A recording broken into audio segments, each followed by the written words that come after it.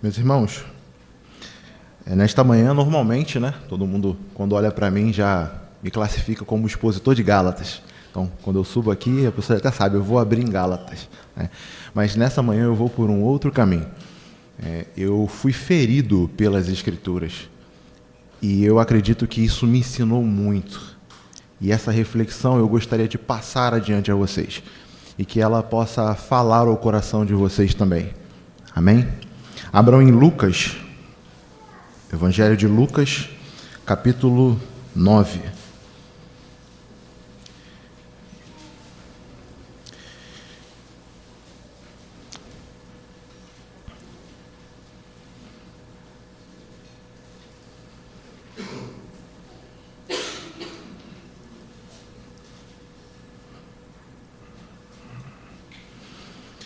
Há um filme, eu não sei se ele é tão famoso em nosso meio, chamado Fogo contra Fogo, estreado por Robert De Niro e também por Al Pacino, um dos atores muito desconhecidos, acredito, por todos nós, ou se não, pelos aqueles amantes cinéfilos, E esse filme é muito interessante em muitos aspectos, mas eu queria destacar um momento e uma fala específica.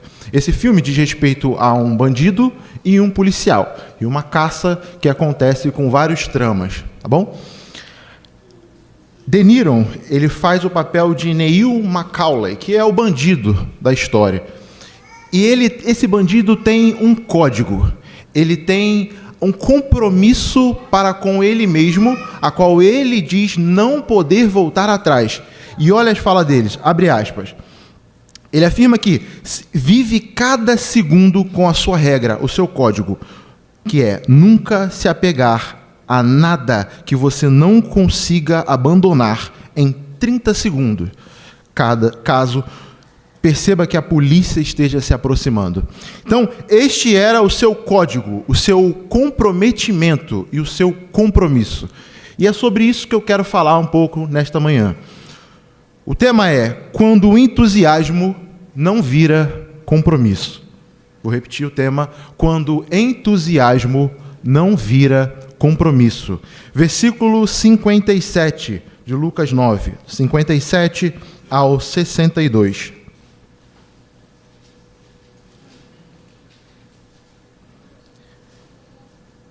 E assim diz o texto: quando andavam pelo caminho, um homem disse a Jesus: eu te seguirei para onde quer que fores. Jesus respondeu: as raposas têm tocas, as aves têm seus ninhos, mas o Filho do Homem não tem onde reclinar a sua cabeça. A outro disse: siga-me. Ele, porém, respondeu: Senhor, deixa-me ir primeiro sepultar o meu pai. Jesus, porém, lhe disse: deixe que os mortos sepultem os seus mortos. Você, porém, vá e proclame o reino de Deus. Ainda outro disse: vou seguir-te, Senhor, mas deixe-me primeiro voltar e despedir-me da minha família. Jesus, porém, respondeu: ninguém que põe a mão no arado e olha para trás é apto para o reino de Deus. Fechem seus olhos. Meu Senhor, eu creio que a Tua palavra ela é boa, perfeita e agradável, sim. E sabemos, ó Pai, que em seu tempo oportuno o Senhor nos fere com feridas de amadurecimento, com feridas de ensino, com feridas que nos fazem crescer. Pedimos, ó Pai, que o Teu Espírito esteja aqui nesta manhã, ministrando aos corações. Que as minhas falas, ó Pai, os meus limites não sejam um empecilho para o povo ter atenção, compreensão e só então viver a prática da Tua palavra. Essa é a minha oração, em nome de Jesus. Amém. O capítulo 9 de Lucas é extremamente excepcional. Tem vários pontos, vários momentos, e eu acredito que, se não todos, vocês conhecem a maioria. No primeiro momento, Jesus chama os 12, dá a eles poder e autoridade para pregar a mensagem do Evangelho e os dissipa. Depois esses 12 retornam e há uma grande multidão que se envolve em volta de Jesus, ouvindo seus ensinamentos, e eles têm fome. Jesus então multiplica os pães. Em um outro momento, os discípulos estão reunidos, Jesus pergunta a eles: quem dizem os homens que eu sou? Uns dizem que você é Elias, outros dizem que você é um grande profeta. E vocês, o que vocês dizem? Pedro levanta e diz: tu és o Cristo, o Filho do Deus vivo. Jesus diz: não é sangue nem carne que te revelastes, mas o Pai que está nos céus. Logo após dessa confissão de Pedro, eles são levados a um monte onde há uma grande transfiguração. Aparece Elias e Moisés para Pedro, Tiago e João, junto a Jesus, e eles desejam, de tamanha glória, permanecer naquele monte para sempre. Porém, chega a hora de descer do monte e viver a vida real. E quando chega na vida real, chega um homem, bate a porta de Jesus e diz: socorro, o meu filho está endemoniado. E nenhum dos seus discípulos conseguiram expulsar esse demônio. Jesus diz: ó geração incrédula, até quando eu estarei convosco?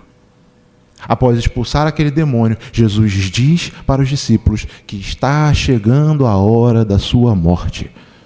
E o que os discípulos fazem? Começam a brigar entre si. Quem é o maior no reino de Deus? Quem será que é o maior?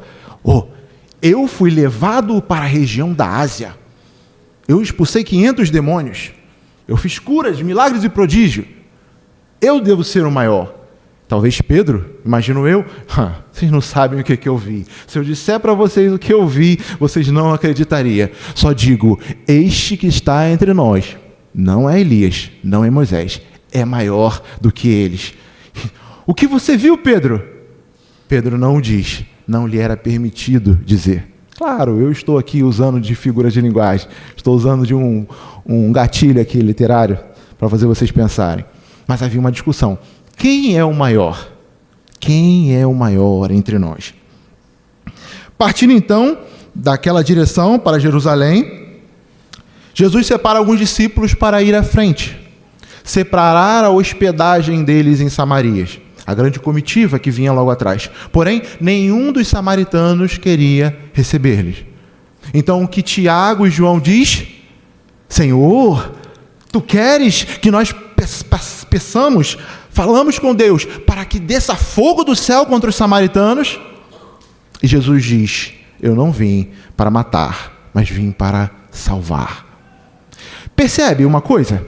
É muito interessante como o diálogo está sempre sendo relacionado ao discipulado.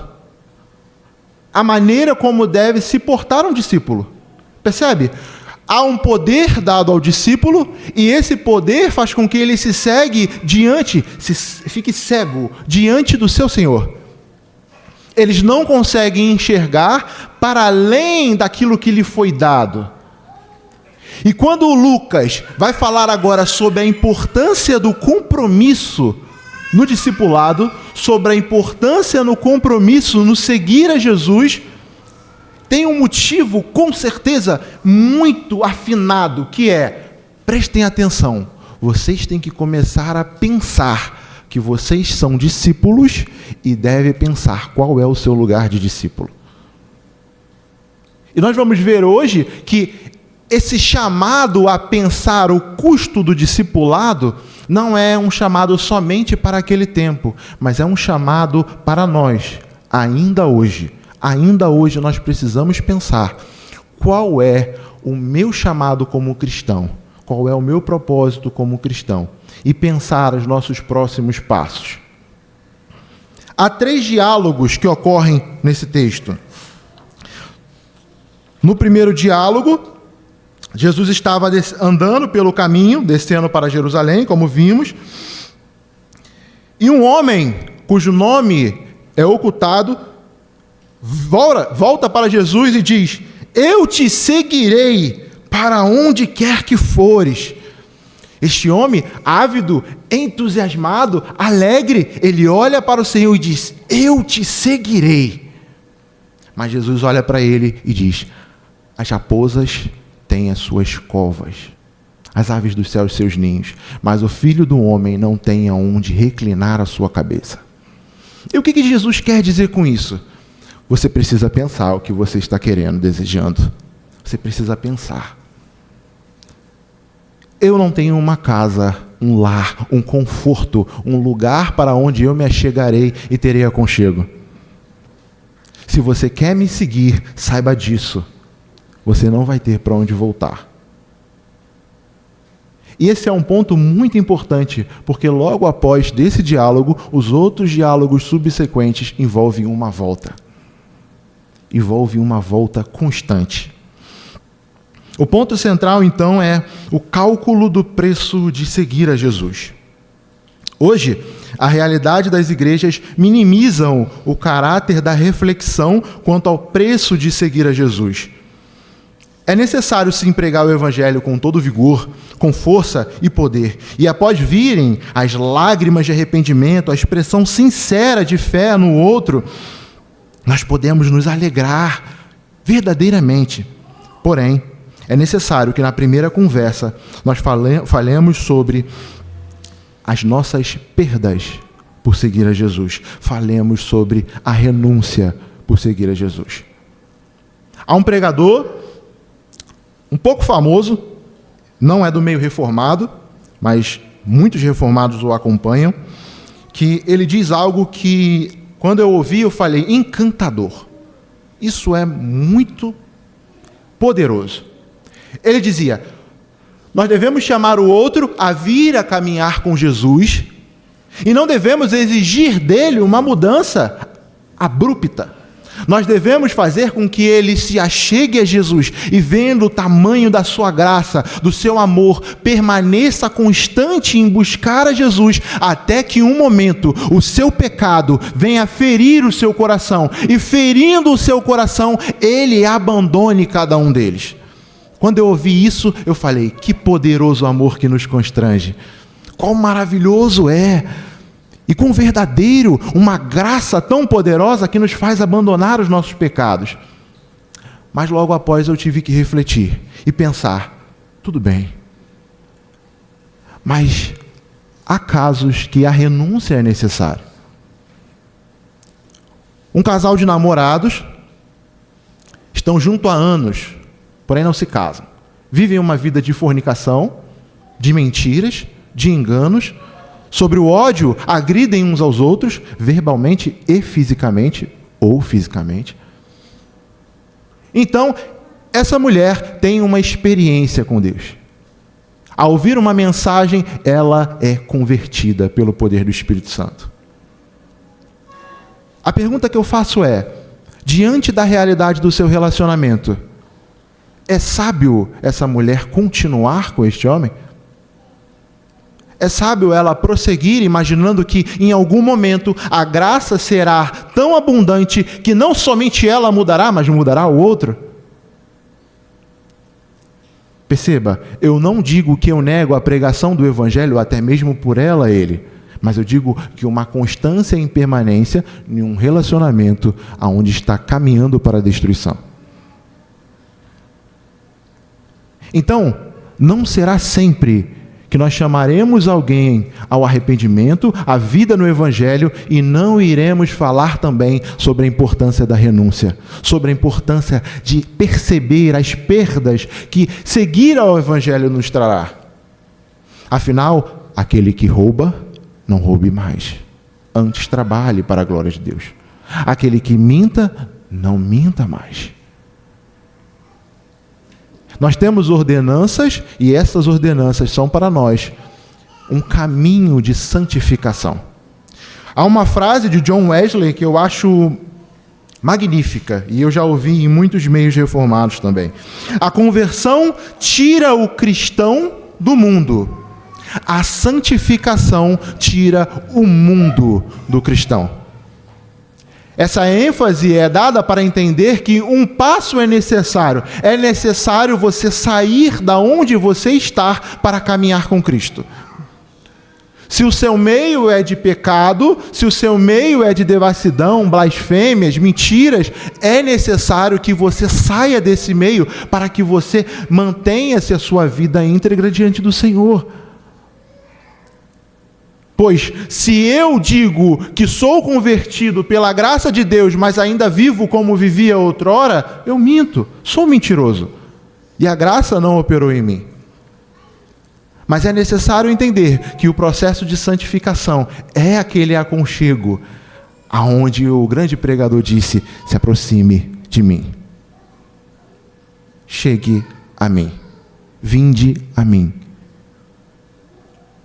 No segundo momento de conversa, de diálogo, versos 59 ao 60. Agora não mais um homem vem de maneira entusiasmada, alegre, mas Jesus vira para outro e diz: siga-me. Ele, porém, respondeu: Senhor, deixa-me ir primeiro sepultar o meu pai. E talvez aqui a primeira memória que vem, a primeira fala que vem à sua memória seja: que absurdo! Jesus não vai deixar ele voltar para sepultar o próprio pai? É tão simples. É chegar, fazer um sepultamento. Dura o quê? De repente uma viagem de 6 dias ida e volta? 15 dias no máximo? Por que Jesus não deixa eles voltar? Eu digo para vocês, o ponto não é eu retornarei para fazer um sepultamento. O ponto é, eu tenho um compromisso para com meu pai. Permita-me finalizar esse compromisso, cuidar dele até que ele morra, para só então assumir esse compromisso contigo. O ponto aqui não é sobre enterro, não é. O ponto aqui é sobre compromisso do coração. E perceba, Jesus nunca foi contra a família. A palavra de Jesus não é uma palavra a negar a importância da família, a importância do cônjuge, a importância dos filhos, a importância dos irmãos. Não. A palavra de Jesus é: em que posição está o amor em seu coração? Lembra em Lucas capítulo 14, versos 26, quando ele diz: se alguém vem a mim e ama o seu pai, sua mãe, sua mulher, seus filhos, seus irmãos, suas irmãs, até a você mesmo, mais do que a mim, não é digno de ser o meu discípulo. As palavras de Jesus não são contra a família e os amores, mas são contra os amores nos locais indevidos, nas prateleiras indevidas do nosso coração. Ao nosso coração é cabível amar a Deus acima de todas as coisas, com toda a nossa força, com toda a nossa sabedoria, com todo o nosso entendimento, com tudo nosso, e ao próximo como a nós mesmos. Mas o primeiro lugar vem do Senhor, e é do Senhor. E, por conta disso, acredito que uma pergunta se faz necessária, ou deveria surgir entre nós. Será que nós colocamos os amores e os compromissos nos lugares certos do nosso coração? Você vive a sua vida tendo um comprometimento com seus compromissos? E quando eu falo sobre comprometimento com seus compromissos, eu não digo respeito ao seu trabalho. Eu não digo respeito à sua família, mas digo respeito a tudo na sua vida. Tanto ao seu trabalho, como à sua família, quanto à sua igreja, quanto à sua palavra. O que diz as Escrituras? Seja a nossa palavra o sim, sim, e o não, e o que passar disso é? Mas quanto de nós voltamos atrás do nosso sim? Quanto de nós voltamos atrás do nosso não? Quanto de nós não pesamos o nosso sim ou o nosso não? No entusiasmo dizemos, sim, nós vamos, nós faremos, nós queremos. Mas logo depois vemos, estamos sobrecarregados demais. Eu não deveria ter dito sim. Eu vou tentar voltar atrás com esse meu comprometimento. Que seja a nossa palavra um sim, sim e um não, não. Em um terceiro momento, verso 61.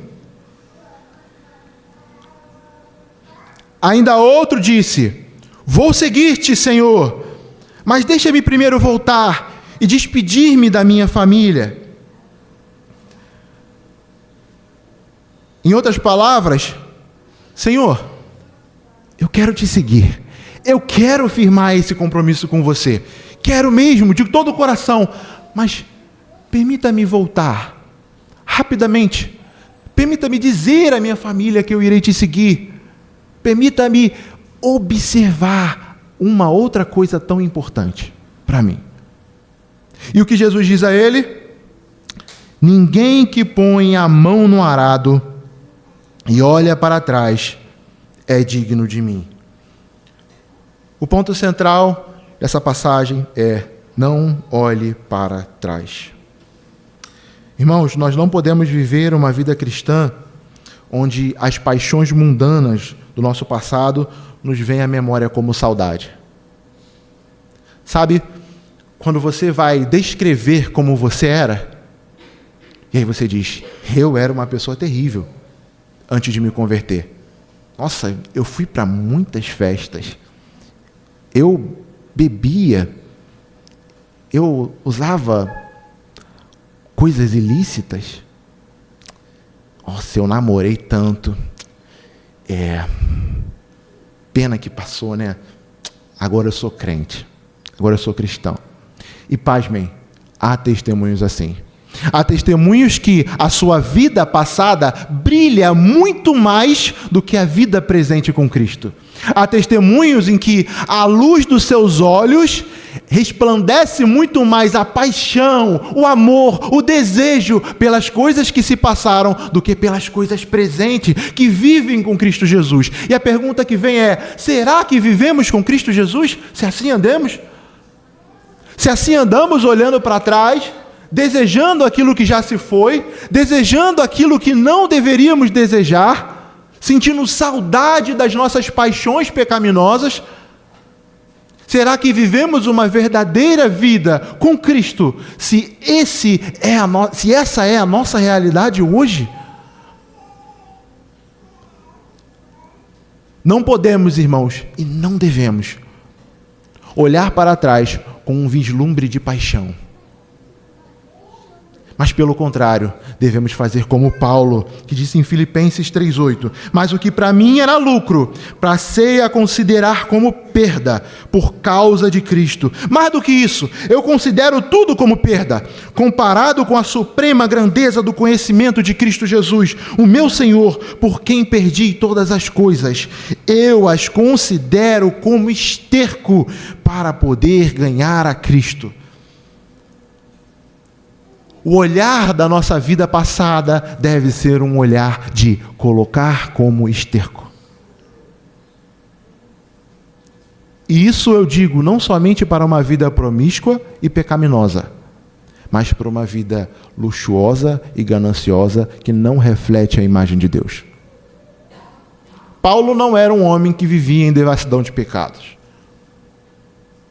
Paulo não era um homem que estava jogado às valas, embriagado pela manhã. Paulo não era um homem que tinha um caso com cada mulher que ele podia e as possuí-las quando possível. Paulo era um homem que buscava a Deus temerosamente e tinha muitos e muitos títulos e poder religioso. Mas ele encontrou alguém que é muito mais sublime do que tudo isso. Muito mais sublime que tudo isso. E ele diz: eu fiz tudo tornar-se esterco para ganhar a Cristo. Enquanto de nós não olhamos para uma vida do glamour que Paulo tinha, querendo status, querendo conhecimento, querendo o poder, e negligenciamos tamanha glória que está diante dos nossos olhos. E negligenciamos o tamanho Cristo que morreu por nós. Levar o olhar ao passado como saudade é olhar para trás e retroceder. Jesus, quando falava sobre a vinda do reino, nos alertou quanto ao olhar para trás. Em Lucas 17, 32, ele vai dizer: lembre-se da mulher de Ló. Foi dada uma ordem a Ló e a sua família: saia de Sodoma e Gomorra e não olhem para trás. Ao retirar-se da cidade, a mulher de Ló então olha para trás e se torna uma estátua de sal. E não se enganem, olhar para trás não é a leve bisbilhotada que a gente tem quando uma criança está gritando muito, muito, e a gente faz assim, para saber o filho de quem está gritando hoje, tanto assim. Não é essa leve bisbilhotada, não. O olhar para trás é inclinar os desejos do seu coração à saudade daquilo que já se foi. O olhar para trás é a mulher de Ló dizendo, eu deixarei tudo isso para trás? Eu perderei tudo isso que eu conquistei? Tudo isso? Então ela se torna uma estátua de sal. E o que Jesus nos diz? Lembra-te da mulher de Ló. Estevão, quando pregava no Sinédrio, em Atos 7, tem um momento em que ele diz que seus antepassados se recusaram a obedecer e rejeitaram o ensino de Moisés. Está lá em Números 11. E em seu coração voltaram para o Egito. Perceba, em seu coração voltaram ao Egito. É possível que não hoje, talvez num futuro, esteja alguém entre nós em que todo o seu caráter externo mostra ser alguém como nós. Um homem íntegro, uma mulher íntegra, uma pessoa verdadeira e sincera, mas que no seu coração ele ainda está totalmente preso aos seus pecados passados. É possível que esteja entre nós alguém que não conseguiu largar as suas paixões mundanas. Alguém que não conseguiu abandonar aquilo que já o escravizou e o escraviza. Tomado pela vergonha, se silencie, se aquiete e não diga nada, mas com aparência de prudência engana muitos. Mas haverá um dia em que toda a máscara será tirada. Em que não haverá mais sorrisos mentirosos e nem lágrimas de crocodilo. Mas a pergunta que pode surgir, e é comum, como será que podemos descobrir uma pista de alguém que é assim? Estevão já disse. É aquela pessoa que se recusa a obedecer. É aquela pessoa que rejeita os ensinamentos. A esta pessoa é fácil perceber. Esta pessoa já negou o Senhor no seu coração. Esta pessoa está presa às suas paixões.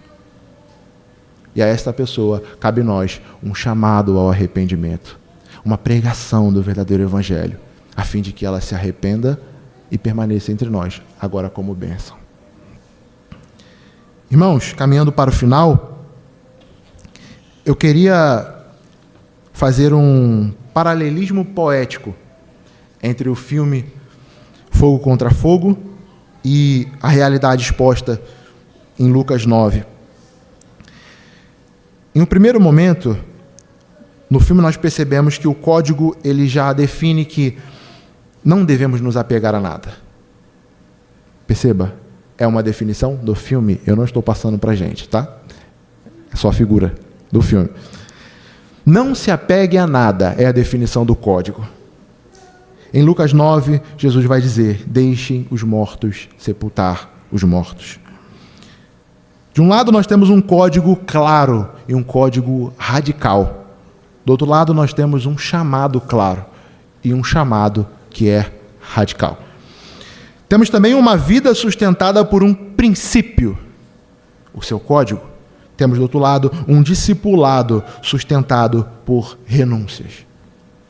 E por último, eu acredito ser o mais importante, eu acho que não é um spoiler de um filme de 1995, mas a quebra do código vai levar à morte. E do outro lado, o apego vai levar à inaptidão quanto ao reino.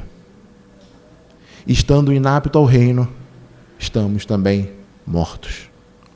Não olhemos para trás. Irmãos, quando nós fomos aceitos a fazer parte da membresia desta igreja, nós nos comprometemos a muitas coisas.